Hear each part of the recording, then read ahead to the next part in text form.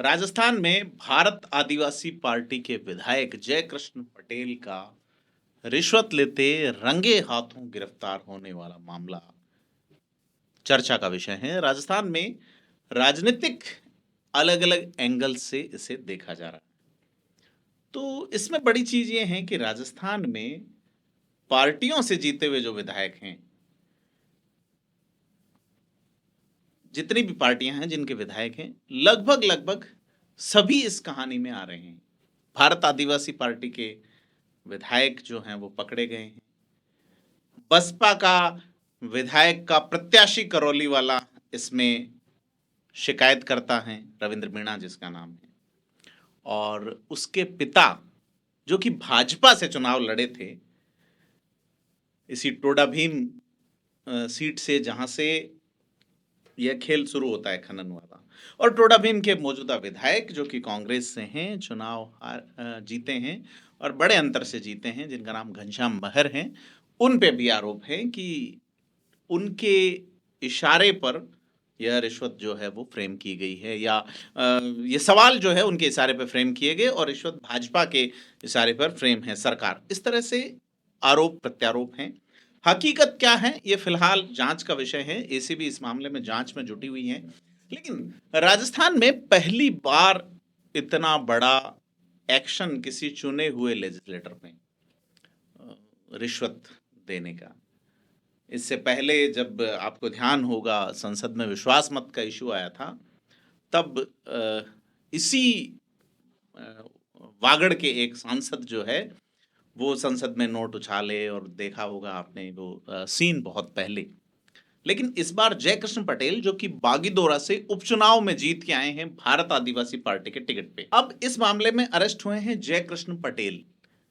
कुछ चीजें, कुछ बिंदु जिन पे बात करना बनता है कि एक तो रंगे हाथों शब्द इस्तेमाल करना ठीक नहीं है, क्योंकि रिश्वत की रकम बाद में बरामद हुई है। क्योंकि एसीबी का कहना है कि 7 बार वेरिफिकेशन किया गया, और निश्चित तौर पे इतनी बड़ी कार्रवाई किसी लेजिस्लेटर के खिलाफ कर रहे हैं तो एसीबी कोई भी चूक इस मामले में रखने से रही। और एसीबी ने पहले भी राजस्थान में कई बड़े बड़े ऑपरेशंस को अंजाम दिया है, जिसमें अखिल भारतीय सेवाओं के अधिकारी भी पकड़े गए, और कई बार तो न्यायिक सेवा के अधिकारियों पे भी कार्रवाई हुई। अजमेर वाला केस अगर अपन देखें तो अब यह है कि भारत आदिवासी पार्टी इसको एक साजिश का आरोप लगाते हुए प्रथमतः देख रही हैं, और उन्होंने जो शेष 2 विधायक हैं उन समेत एक कमेटी गठित की है, जो इनके राष्ट्रीय अध्यक्ष है भारत आदिवासी पार्टी के। पत्र आप देख सकते हैं कि इस कमेटी में तय किया जाएगा कि उनके विधायक ने रिश्वत जो है वो मांगी या नहीं मांगी, मांगी तो क्यों मांगी, क्या तमाम बिंदुओं पे भारत आदिवासी पार्टी जांच करेगी। बड़ा सवाल यह है कि इसमें ये जो नेता हैं जिनका मैंने जिक्र किया कि एक बंदा बसपा से चुनाव लड़ चुका, उसके पिता भाजपा से लड़ चुके, कांग्रेस के विधायक उनके अगेंस्ट हैं, ये सारी कहानियां किससे चल रहे हैं। लेकिन यह सारी जो बातें हैं वो आप जानते हैं, आप समझते हैं और उस पर बात भी कर रहे हैं। लेकिन बात करनी बनती है कि 2.5 करोड़ रुपए रिश्वत जिस बात के लिए मांगी जा रही थी, खनन कितना बड़ा खेल है। एक विधानसभा क्षेत्र में इतना बड़ा खेल कि रिश्वत की डिमांड 10 करोड़, 2.5 करोड़ में सेटलमेंट होता है, 20 लाख रुपए कैश लेते हुए पकड़ा जाता है बंदा।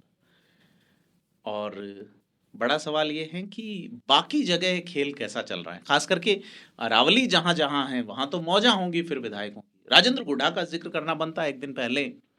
राजेंद्र गुढ़ा जो कि शिवसेना से चुनाव लड़े थे, उनका कहना है कि इनको रिश्वत लेनी नहीं आई, और उनका ये आरोप रहा कि सभी पार्टियों के विधायक इस तरह के जिसको कुकर्म कहेंगे एक तरह से, उसमें लिप्त हैं।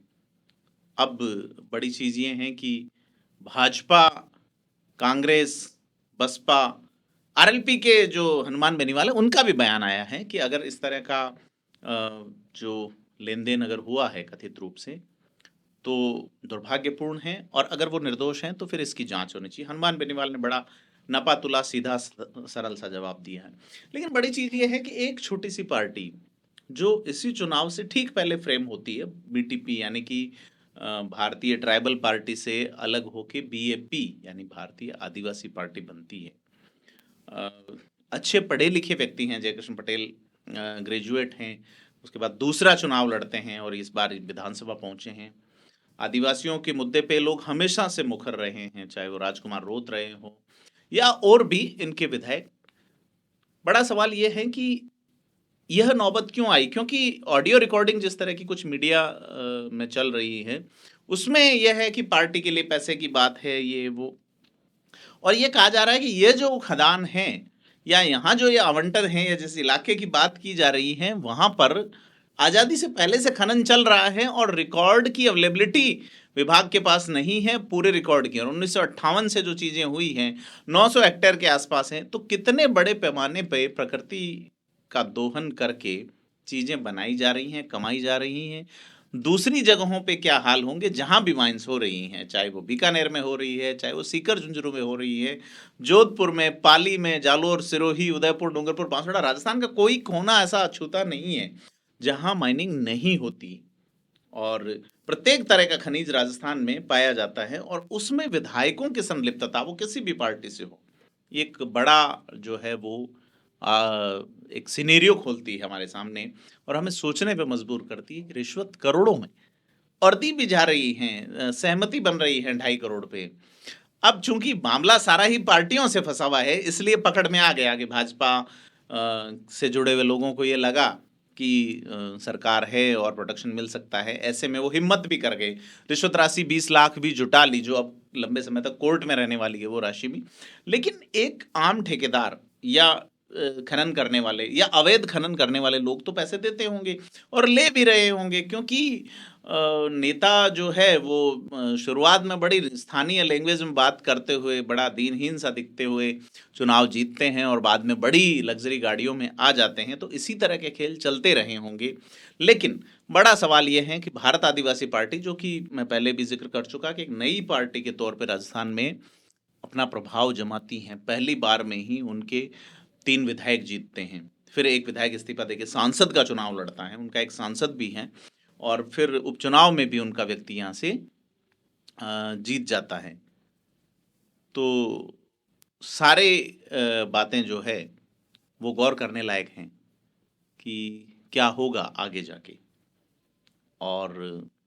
इस क्या होने में बड़ा सवाल ये है कि इस पार्टी को किस तरह से देखा जाएगा। अब ये पार्टी जो कि आदिवासियों में अपना विश्वास जमा रही थी, चूंकि उनका एक vote bank settled vote bank है और कांग्रेस वहाँ तीसरे स्थान पे खिसक रही है वागड़ में, ऐसे में कांग्रेस जो है वो ज़्यादा पक्ष में आती नजर नहीं आ रही, क्योंकि जो गठबंधन हुआ था इनका, चाहे वो विधानसभा चुनाव के दौरान हुआ और बाद में लोकसभा में हुआ, उसमें अलग थलग पहले ही कर दिया गया था इनको। ऐसे में बड़ी उम्मीद ये प्रतिपक्ष से राजस्थान में विधायक रख नहीं सकते। सदस्यता की बात है तो सदस्यता तो तब जाती है जब सजा दे दी जाए, इस मामले में अगर सजा होती है तो सदस्यता जा सकती है, लेकिन क्या विधानसभा अध्यक्ष या सदन कोई बड़ी कार्रवाई कर सकता है, ये सारी देखने वाली बात है। परंतु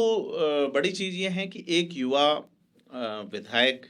जो कि विधानसभा में पहली बार हैं, जो कि रिश्वत लेते अरेस्ट हुए हैं, जेल भेजा है उनको, और एसीबी का कहना है कि इस मामले में पुख्ता सबूत हैं।